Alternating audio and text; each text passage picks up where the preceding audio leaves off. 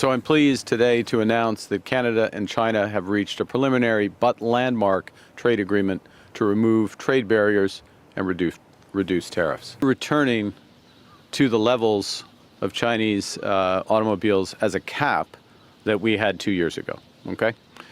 Secondly, just to reinforce, that's less than 3% of the Canadian auto. Prime Minister Mark Carney visited Beijing this week in the first visit to China by a Canadian Prime Minister since 2017, and he met with President Xi Jinping and secured a preliminary agreement that observers are calling landmark.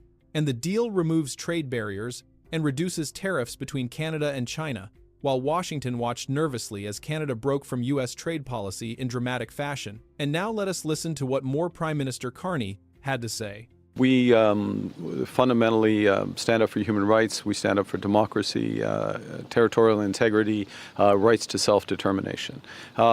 We take the world as it is, not as we wish it to be.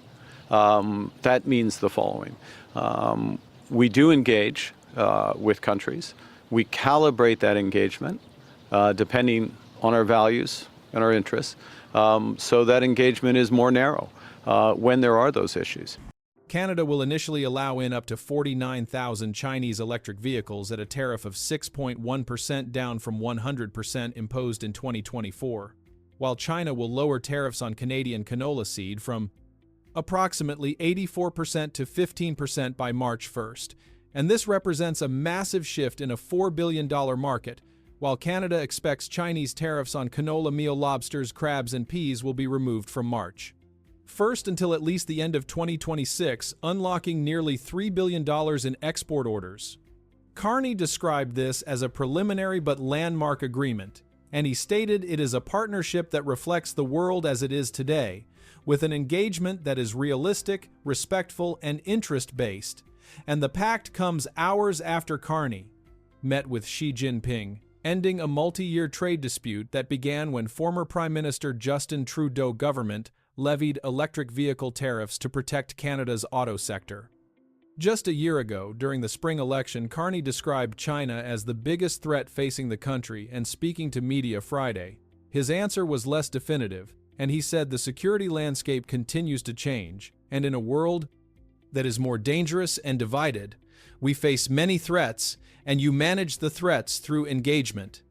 And the deal also comes as the Liberal government seeks to double non-U.S. exports by 2030 and boost them by 50% to China by that date.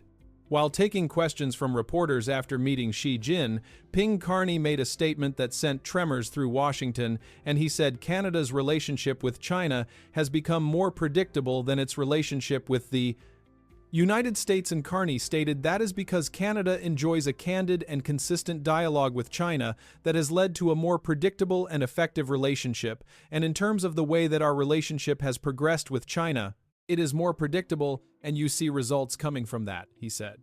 Carney and Xi Jinping met in October on the sidelines of the Asia-Pacific Economic Cooperation Forum in South Korea, and it marked the first official meeting between the leaders of Canada and China since 2017, and Xi Jinping described that as a turnaround in bilateral relations, and in the wake of that key meeting, both leaders directed their officials to work on resolving lasting trade irritants, while Saskatchewan Premier Scott Moe traveled to China for some of the top-level meetings this week, and the province makes up just over half of Canada's total canola production. When Donald Trump was asked about the deal by reporters as he left the White House, his response surprised observers who expected backlash, and he said, "That is okay. That is what he should be doing, and it is a good thing for him to sign a big trade deal, and if you can get a deal with China, you should do that." Well, that's okay. That's what he should be doing. I mean, it's a good thing for him to sign a trade deal. If you can get a deal with China, you should do that. And Trump's supportive stance contrasts sharply with comments from his own administration officials.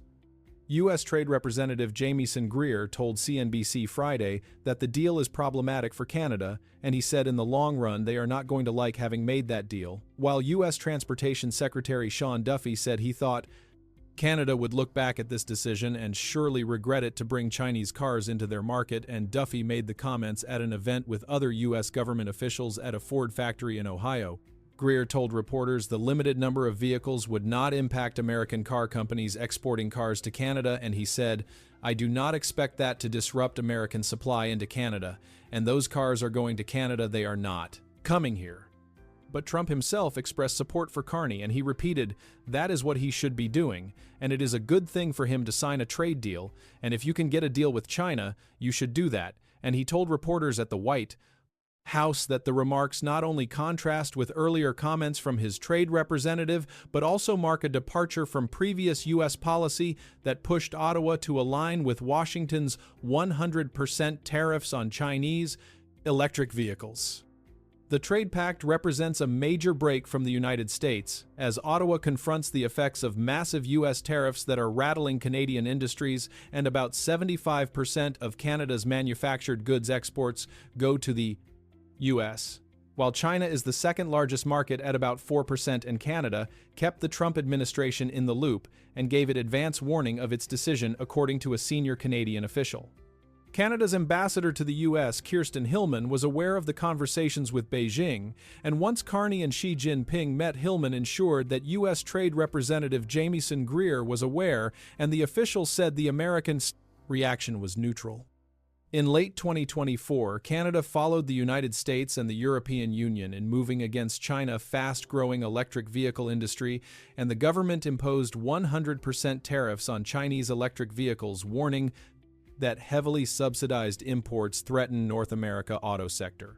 China retaliated in March 2025 with steep tariffs on Canadian exports, including 100% duties on canola oil and peas, and 25% on pork and seafood, severely disrupting agricultural trade. Prime Minister Mark Carney said he raised human rights issues in talks with Xi Jinping, describing Canada's approach as value-based realism, and Ontario Premier Doug Ford criticized the move, warning China could flood Canada with cheap electric vehicles without meaningful investment. In contrast, Saskatchewan Premier Scott Moe and Alberta Premier Danielle Smith welcomed the easing of Chinese tariffs on canola and peas, calling it a win for farmers. China and Canada agreed to restart high-level economic talks and expand cooperation in agriculture, energy, and green technology, and Carney highlighted plans to double Canada's power grid, expand liquefied natural gas exports to Asia, and explore Chinese investment opportunities. And he also said he discussed Greenland with Xi Jinping, finding alignment of views as tensions rise over U.S. rhetoric. Analysts say the deal signals Canada diversifying its economic ties while remaining firmly aligned with Washington.